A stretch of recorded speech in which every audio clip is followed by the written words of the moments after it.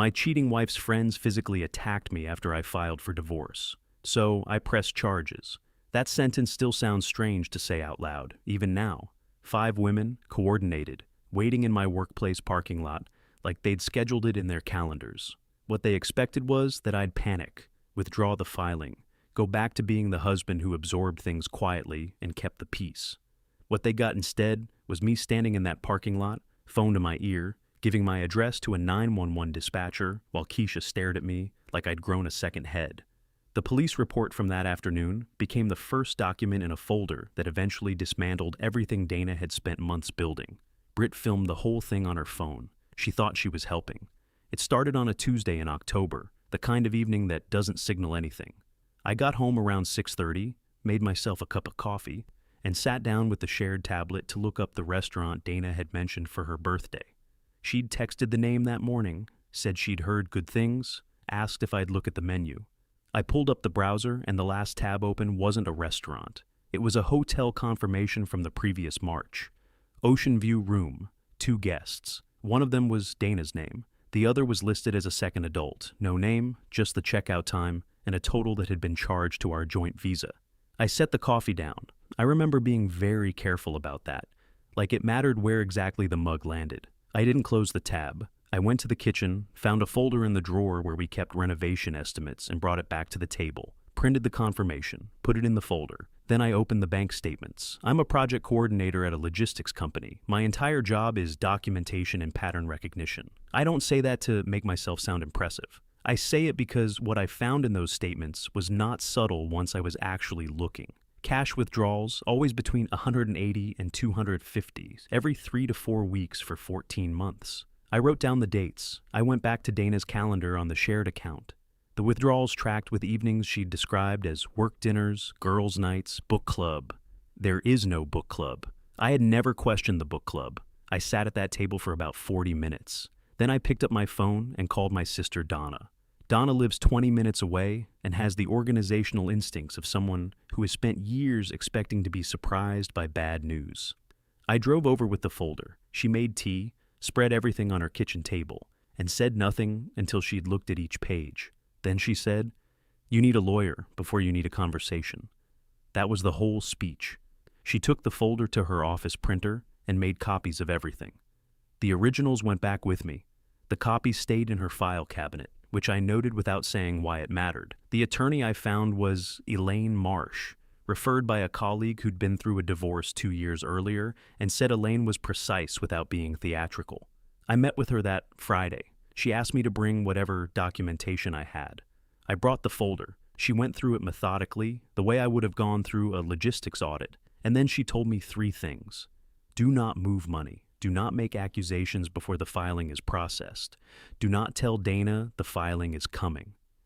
I asked her how long it would take. She said the papers could be served within 2 weeks. I told her to proceed.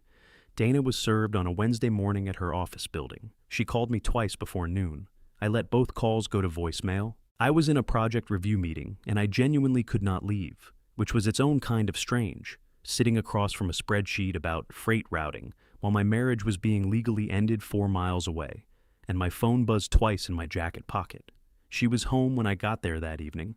I could tell she'd spoken to Keisha already because Dana's version of distress is very particular, and what I was seeing wasn't distress, it was positioning. She was sitting at the kitchen table with her hands folded, and she said, "I think we both know this marriage had real problems." I asked her who was in the hotel room. She said she didn't think that was the productive conversation right now. I said, "Okay," and went to the guest room. I heard her on the phone within 5 minutes. I assumed it was Keisha. I was right, though I didn't know the specifics of what they were planning. What they were planning, I found out later, was to come to my workplace. Friday afternoon, I left the office at 6:15. Ray, a colleague and the closest thing I had to a work friend since my actual friends had scattered to other cities over the years, was walking out alongside me. We were talking about a routing problem we'd been troubleshooting all week. Normal conversation. The kind you have at the end of a Friday when the week is finally done. Keisha, Britt, Simone, and Leah were standing near my car. I knew all of them from 4 years of dinner parties and holiday gatherings and birthday celebrations, where I existed at the comfortable edge of a friend group, that had formed long before I arrived and would continue long after. I knew Keisha organized things. I knew Britt photographed everything for social media. I knew Leah had strong opinions that she expressed in what she probably thought was a quiet voice. I knew Priya, who was not there, and whose absence I noticed immediately. Keisha spoke first. She said Dana had documented everything, that I clearly had no idea what I was walking into, and that I should think very carefully before destroying a good woman's life over what she called a misunderstanding. I said I was going to my car. Keisha grabbed my arm. When I pulled away, she shoved me, hard enough that I stumbled against the car door and had to catch myself on the side mirror. Britt had her phone up the entire time, filming. Leah said, loudly enough for Ray to hear, that if I kept this up, I would regret it in ways I hadn't thought of yet. Ray said, from about 10 feet away, "I'm watching this." I took out my phone and called 911, right there in the parking lot while they were still standing there. I gave the address, described what had happened, said I needed an officer, and that I wanted to press charges. Keisha looked at me like I was doing something bizarre and unreasonable. I think she expected me to either escalate physically, which would have helped their version of events, or back down and leave, which would have helped their version differently. Calling the police from the parking lot while maintaining eye contact was apparently not in the plan. The officers took statements. Ray gave his account without being asked twice. The responding officer noted the security cameras mounted on the building exterior and confirmed they likely covered the parking area. He asked me whether I wanted to formally press charges. I said yes. Keisha gave a version of events in which I had been aggressive first, and the physical contact was defensive. Ray was still standing there and said, flatly, that was not what happened. I called Elaine from my car before I left the lot. She picked up on the second ring and listened without interrupting. When I finished, she said, "The police report is significant. Get the report number and send it to me tonight." I drove to Donna's apartment. She was making soup. She handed me a bowl and didn't ask questions until I'd eaten half of it, which is the correct approach to a person who has just had a moderately terrible day. I told her what happened. She said, "Good," meaning the charges, not the assault. Then she got up, found a pen, and wrote the police report number on a Post-it that she stuck to the inside cover of the copy folder. I stayed at Donna's that night. Before I went to sleep on the pullout, I thought about calling Priya. I'd always thought of her as the reasonable one in that group, the one who asked follow-up questions and remembered what you'd said the last time you spoke. She hadn't been in the parking lot. I didn't know yet whether that meant anything, and I was too tired to figure it out. Elaine called the next morning. She said the footage from the building's security system would need to be formally requested and preserved quickly before standard overwrite cycles. She was already on it. She also mentioned, almost as an aside, that if Britt had filmed anything on her phone, that footage could potentially be requested during discovery. I thought about Britt standing there with her phone raised the entire time, pointed at me, certain she was capturing something useful. I thought about what the footage she'd taken actually showed. "Okay," I said. I put the phone down and added the police report printout to the blue folder. It was getting heavier. The first week at Donna's apartment, I forgot my good work shoes. I had left in a hurry the night Dana was served and packed, like someone who expected to return in a few days, which meant I had 3 days of presentable work clothes, no gym shoes, and one mug I'd grabbed out of habit.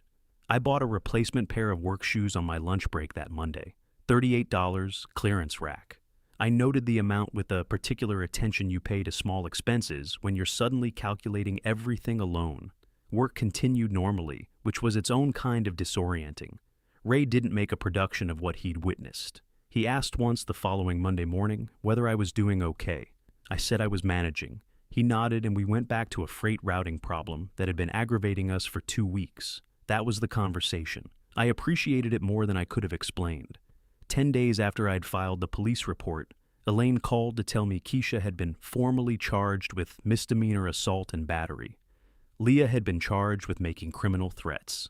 The wheels of this were moving slowly and undramatically, the way actual legal processes move, nothing like the immediate satisfying collapse I suspect part of me had wanted. But the charges existed. They were on record. That same week, Keisha posted something on social media. She didn't name me. She didn't have to. The post was about women protecting each other, about people who weaponize systems against those who are just trying to do right by a friend. Her followers, a significant portion of whom were people Dana and I had eaten dinner with, understood the reference. My phone got quiet in a specific way after that, the way it gets when people are watching a situation and deciding which side of it to stand on. A few people sent messages along the lines of, "Heard things got complicated," or "Thinking of you both." One person asked me directly if I was okay. I told him I appreciated it and left it at that. Priya didn't contact me, I noticed. The formal shape of Dana's legal strategy arrived in Elaine's office 11 days after the filing. Elaine called me in to go through it in person. I sat across from her desk and read it carefully, the way I would read any document I needed to understand completely before responding to it. Dana's filing described a marriage that had deteriorated due to my emotional unavailability and controlling behavior. It cited the couple's counseling sessions with Dr. Harmon as documentation of these patterns. It requested the marital home and a substantial portion of our joint assets. It did not, at this stage, directly acknowledge the affair. I read the part about controlling behavior twice. The specific examples provided were that I had repeatedly asked where money was going and had once suggested canceling a vacation we couldn't afford that year. I had a brief, involuntary moment of wanting to laugh, which I didn't, because Elaine was watching me read and I wanted to appear as composed as I actually needed to be. Elaine said the session notes from Dr. Harmon were a concern if accepted without challenge. She intended to examine the basis on which those notes were compiled. She also said she wanted to spend our next 2 sessions going through my financial documentation systematically. We did. Over 2 sessions the following week, I laid out 36 consecutive mortgage payments made from my account. Both car notes, utilities, the cash withdrawal pattern, 14 months of it, with dates cross-referenced against Dana's claimed activities. I'd always been the one who managed the money, not because Dana couldn't, but because it had been divided that way early in the marriage and neither of us ever renegotiated it. Her income covered groceries and what she called personal spending. Mine covered everything structural. At the time, that had felt like a reasonable arrangement. Sitting in Elaine's office with it, spread across a table, it looked like a very different kind of document. Elaine said she would request the hotel booking records through Discovery. The cash withdrawals were the more legally significant issue because they represented the use of joint assets for undisclosed purposes. That, she said, was directly relevant to equitable distribution, regardless of the emotional circumstances of the marriage. The reconciliation attempt came on a Saturday. Dana texted asking if we could speak outside of attorneys. She said she thought things had gone further than they needed to. I forwarded the message to Elaine, who said I could meet briefly in a neutral location if I chose to, but to say nothing about strategy, record the date and general content of the conversation, and keep it short. I met her at a coffee shop near the neighborhood where we lived. She was already there when I arrived, hands around a cup, and she looked genuinely like someone who had been having a difficult few weeks. I registered that. I wasn't wrong about it. I also registered that the first thing she said, after a moment of quiet, was, "I know I made mistakes, but so did you." I asked her what mistake I had made. She said, "You were never really here." I sat with that for a moment, then I nodded. I thanked her for meeting me and left. I drove back to Donna's apartment and understood, somewhere on the highway, that the meeting had not been about repair. She'd wanted to assess how angry I was, whether I'd be controlled or emotional in a formal setting, whether there was softness she could use. That's not a generous interpretation. I'm aware of that. But I'd spent years being the person who gave generous interpretations, and the pattern of withdrawals in that folder had cured me of it somewhat. That evening I sent a text. I said if she wanted to continue communicating outside of attorneys, I needed her to acknowledge the affair in writing first. She didn't respond. 3 weeks later, Elaine received an amended filing from Dana's attorney. It included a declaration from Keisha. The declaration stated that I had demonstrated a pattern of intimidating behavior toward Dana's support network. It described the parking lot incident from Keisha's perspective, the version in which she had been reacting to my aggression. This was filed while Keisha's own criminal assault charges were still pending. Elaine sent me the filing without editorial comment. When I called her, she explained that it was aggressive and somewhat risky, but that it could be effective if accepted without contradiction. Keisha's credibility would be scrutinized given her legal situation, but credibility assessments were not automatic. If the declaration landed cleanly alongside the Harmon session notes, the combined picture could support the narrative that I was the unstable party in the marriage. I asked whether that narrative could actually win. Elaine said, "It could, without what we have." I appreciated that she answered the question I actually asked. Around this time, Elaine's office had begun the formal discovery process, and requests had gone out to various parties. Britt's phone records surfaced through Dana's own communications. Britt had shared a video clip in a group chat the evening of the parking lot confrontation. The clip was short, under 2 minutes, and had been sent to a chat that included Dana, Keisha, Simone, and Leah. Elaine said the clip had been subpoenaed. I thought about Britt standing there with her phone up the entire time, completely confident in what she was documenting. The deposition notice for Priya arrived around the same time. Priya called me the day she received it. It was the first time we'd spoken since the filing. She said she didn't want to be involved, and the way she said it was quiet and somewhat miserable, which told me most of what I needed to know before she said anything else. I told her I understood, but that Elaine's office had issued the subpoena, and it wasn't my choice at this point, which was true. There was a long silence. Then Priya said, "I knew. I should tell you that directly. I knew for about 8 months before you filed." I didn't say anything immediately. She said, "I didn't feel it was my place." I told her I heard her, and that I hoped she'd answer the deposition questions honestly. She said she would. She sounded like someone who had decided something and found it both correct and painful, which, honestly, was more self-awareness than I'd been expecting. After I hung up, I sat in Donna's kitchen for a while. 8 months.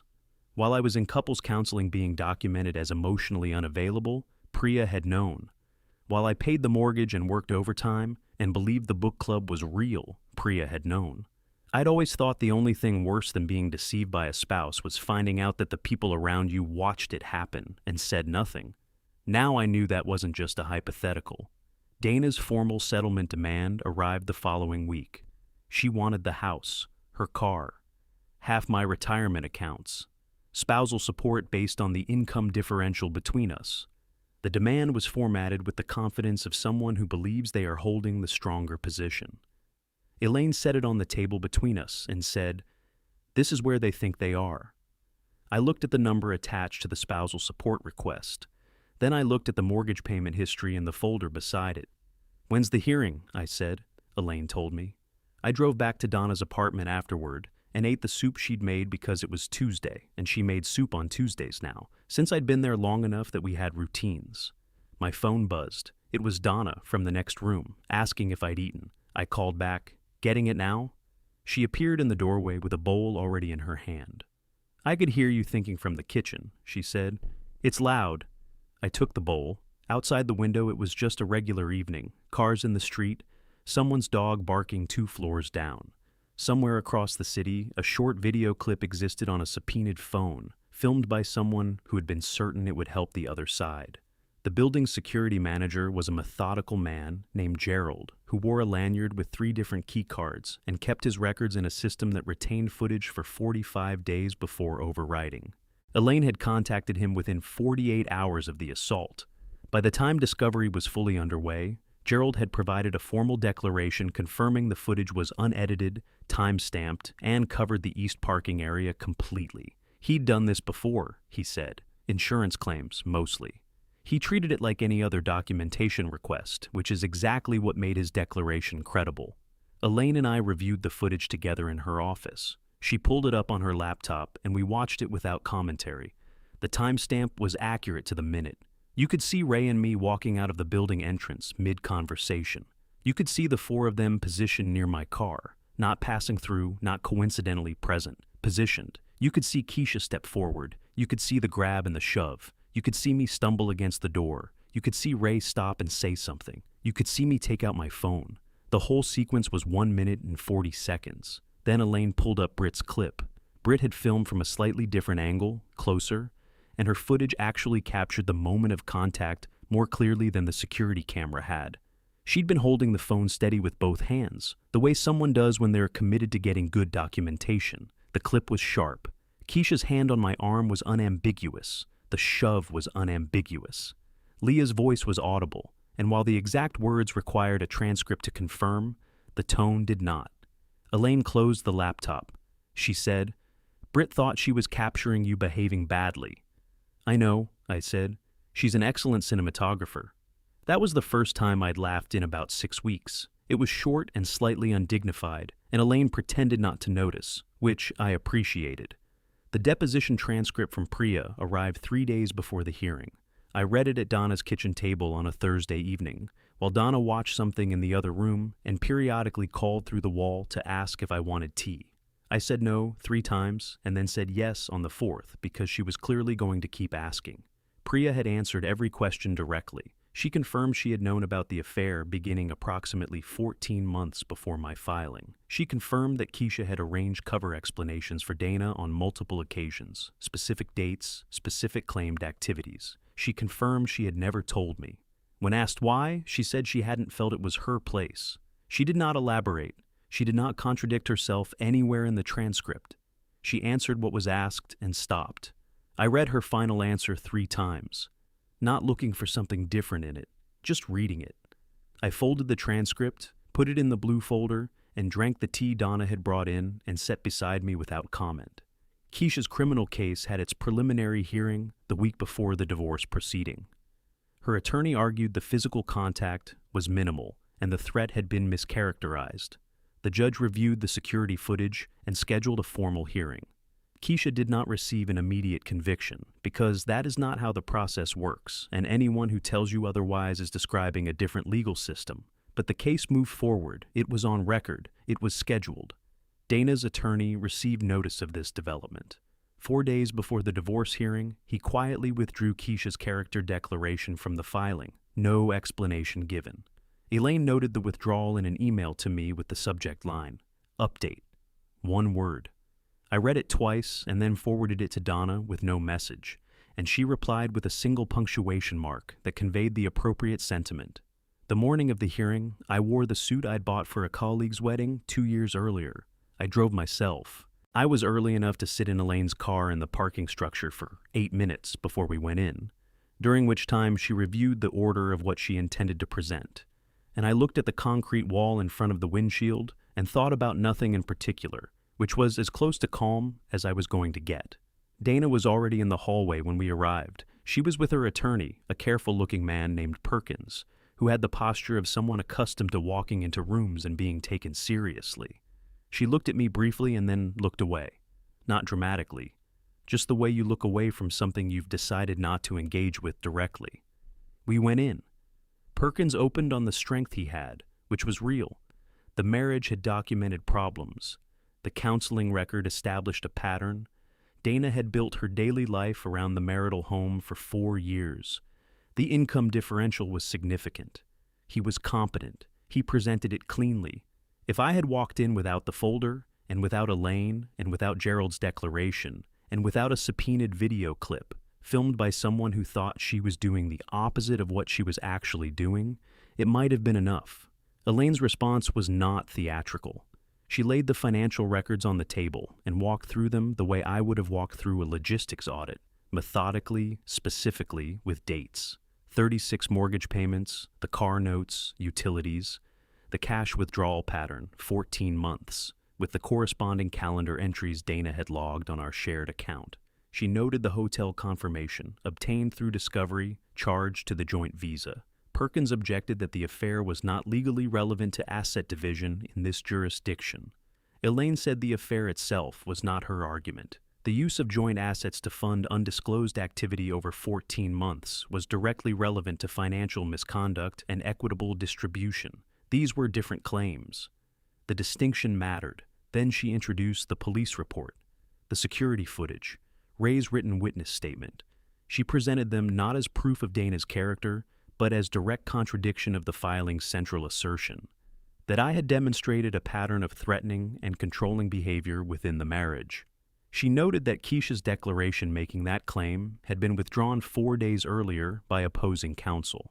Perkins asked that the criminal matter be treated as a separate proceeding with no bearing on the current hearing. The judge said she understood his position and would weigh the materials accordingly. Her tone suggested she had, in fact, weighed them.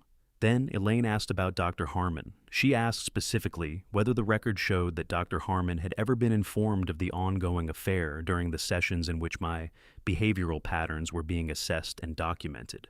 The room was quiet for a moment. Not dramatically quiet, just the natural pause that happens when someone asks a question that doesn't have a good answer. Perkins said the therapeutic record spoke for itself.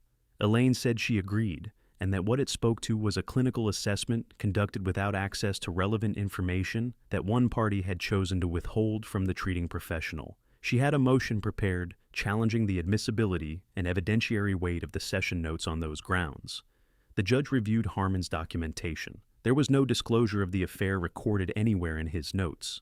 The sessions had proceeded on the basis of a marriage in which one spouse was having a 14-month affair that the other spouse didn't know about, and the documentation from those sessions had been filed as objective evidence of the uninformed spouse's deficiencies. The judge didn't make a speech. She noted that the session documentation carried limited evidentiary weight, given the undisclosed contextual factors, and moved on. That was it. 4 sessions with Dr. Harmon, carefully constructed over 18 months, reduced to limited evidentiary weight in one sentence. Perkins requested a brief recess. We took 15 minutes in the hallway. I stood near a window, and Elaine stood beside me, reviewing notes she didn't need to review. Down the corridor, I could see Dana and Perkins speaking quietly. At one point, Dana looked up and found me across the distance. Her expression wasn't the one I'd been bracing for, not anger, not the strategic composure from the coffee shop. It was something more like recalculation, like someone updating a map. The hearing reconvened. By its conclusion, the terms were nothing like Dana's initial demand. The marital home would be sold. Proceeds would be divided, weighted toward me based on documented financial contribution. No spousal support was ordered, given Dana's independent income and the court's findings regarding financial misconduct.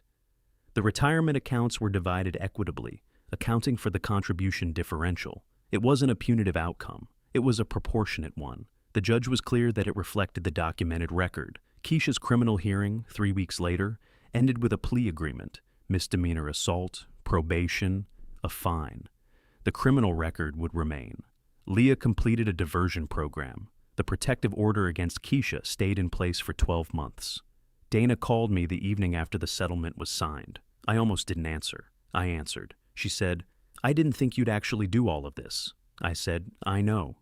There was a silence. Then she said, "Was it worth it?" I thought about how to answer that. I thought about the folder and the 14 months of withdrawals and the hotel confirmation and Priya saying she hadn't felt it was her place and Keisha's hand on my arm in a parking lot and Britt filming the whole thing with complete confidence in how it would be used. I said, "The house was in both our names. I paid for it. That's not a difficult problem." She said, "I meant everything else." I said, "I know what you meant." And I hung up. I don't have a clean way to describe what I felt after that call. It wasn't triumph. It wasn't relief exactly. It was closer to the feeling of setting something down after carrying it for longer than you realized, the specific tiredness of noticing your arms again. I blocked Dana's number that night, then Keisha's, Britt's, Simone's, Leah's. I didn't block Priya. I haven't called her either. That one I've left sitting where it is, which is probably where it'll stay. I didn't post anything. 4 people know the full shape of what happened. Donna, Ray, and 2 old friends who reached out after hearing pieces of it and asked directly. That felt like enough. The apartment I rented is small. 1 bedroom, a kitchen that gets good morning light, a parking space that is mine and nobody else's.